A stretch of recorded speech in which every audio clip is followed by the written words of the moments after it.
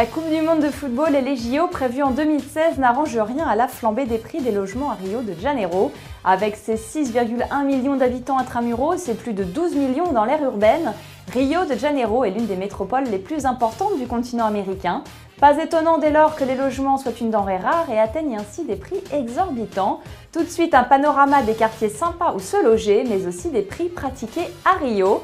Des plages de Copacabana, Ipanema au quartier branché de Lapa, à chaque secteur son identité. Rio est divisé en 4 zones. Vous avez la zone sud qui est une zone résidentielle.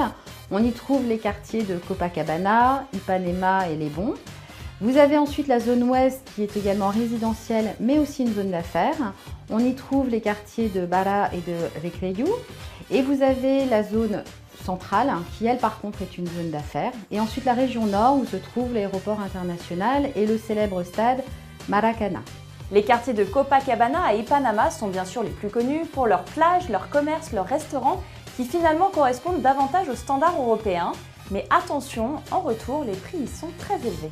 Alors en termes de budget purement, on va dire qu'aujourd'hui sur un appartement de 3 ou 4 chambres, on va être pour encore une fois un appartement avec des standards de type européen sur une enveloppe comprise entre 4 000 et 6 000 euros, donc ce qui n'est pas anodin. Il faut savoir par exemple que depuis 5 ans, le prix de l'immobilier à la location a augmenté de 150%. Maintenant, des budgets plus faciles, on va être sur Copacabana bien entendu, qui reste quand même une belle vitrine et une belle image de Rio dans la zone sud. On va être de l'ordre toujours pour un 3 chambres, 4 chambres, de l'ordre de 2500 à 3500, quelquefois 4000 euros.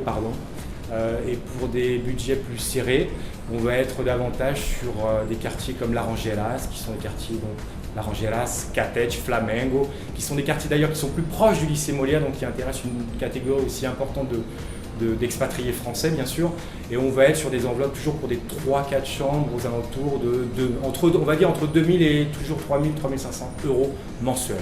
Un quartier réputé pour être sécurisé verra également ses prix grimper. Moi j'habite dans un quartier qui s'appelle Urca, donc qui se situe en bas du Père de Sucre, qui est un quartier assez privilégié à Rio de Janeiro, qui est quasiment le quartier le plus sûr de la ville, parce que c'est un ancien quartier militaire. Donc les prix sont proches des prix de Copacabana, voire un peu plus, même Ipanema.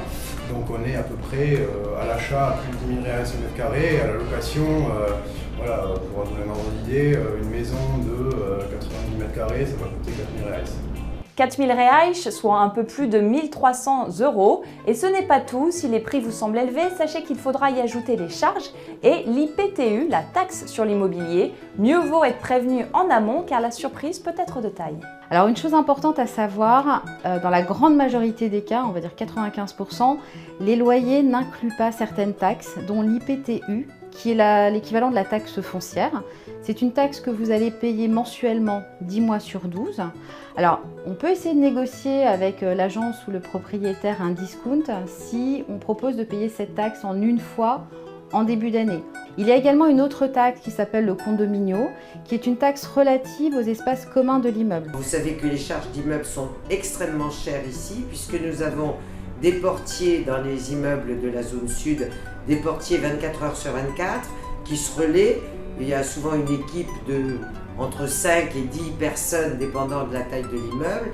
Et moi personnellement dans l'immeuble où j'habite, je paye 350 euros par mois de charges. Donc ce qui est quand même assez onéreux. Le condominio, qui est donc la charge de copropriété, peut aller de 100 à 800 reais par mois. Retenez également que l'IPTU est à la charge du propriétaire. Pensez donc à inscrire une clause dans le contrat de location pour pouvoir vous prémunir d'une hausse de plus de 8% d'une année à l'autre.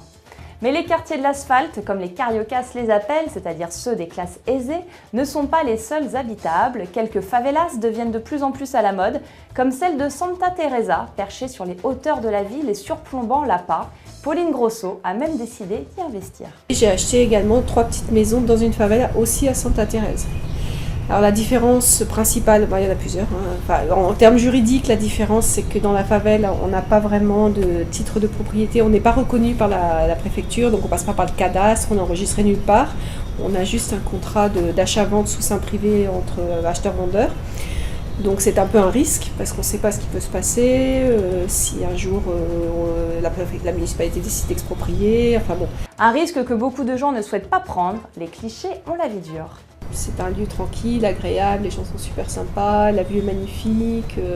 Il y a une douceur de vivre dans la favela que je ne retrouve pas ici. Donc en termes de conditions de vie et d'achat, je pense qu'il n'y a aucun souci. Et pour les étrangers non plus. Une accession à la propriété qui reste difficile à Rio. Entre août 2010 et février 2012, le coût d'acquisition d'un logement à Rio a augmenté de près de 60% en moyenne. Certains craignent même une bulle sur le point d'exploser. Donc méfiance. Côté location, sachez qu'au Brésil, aucune loi ne réglemente l'augmentation du loyer à la fin du bail. Se loger est donc possible, mais anticiper le coût de son logement est indispensable avant de partir.